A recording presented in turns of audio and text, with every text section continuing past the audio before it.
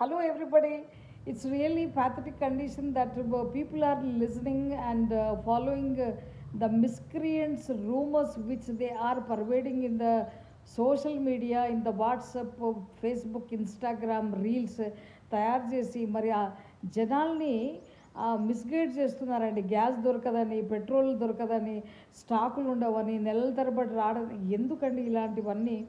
ఇవన్నీ ఏఐని ఉపయోగించి కూడా కొంతమంది అఫీషియల్స్ మాట్లాడినట్టుగా దాన్ని క్రియేట్ చేస్తున్నారు. ఇక కొంతమంది అయితే ఇంట్లో పెట్రోల్ డబ్బాలు తీసుకొచ్చి పెట్టుకుంటున్నారు.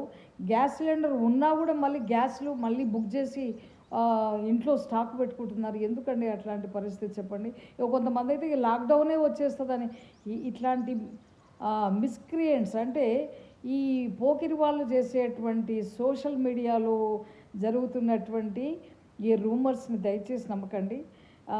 ఎట్లా రెగ్యులర్గా ఎలా వాడతామో అలా వాడాలి. ఒకటేసారి మరి అందరు ఈ వదంతుల్ని విని 70 లక్షల 70 ల్యాక్స్ సిలిండర్స్ని బుక్ చేస్తే మరి దొరుకుతాయా అండి? మరి షార్టేజ్ క్రియేట్ అవుతుంది కదా. ఇంకా ఇక దాన్ని అవును చెప్పాం కదా, అందుకనే ఇక చూసారా, అందుకనే ఇట్లా అయిందని కూడా మాట్లాడుతున్నారు. దయచేసి మనం ఎట్లా వాడతామో అట్లానే పొదుపుగా వాడుకుందాము.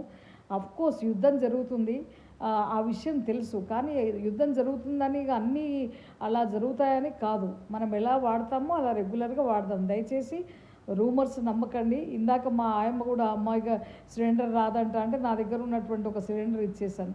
అట్లాంటిది ఏం లేదండి. ఎట్లా మంచిగా హ్యాపీగా పీస్, జాయ్ అండ్ హ్యాపీగా ఉండండి.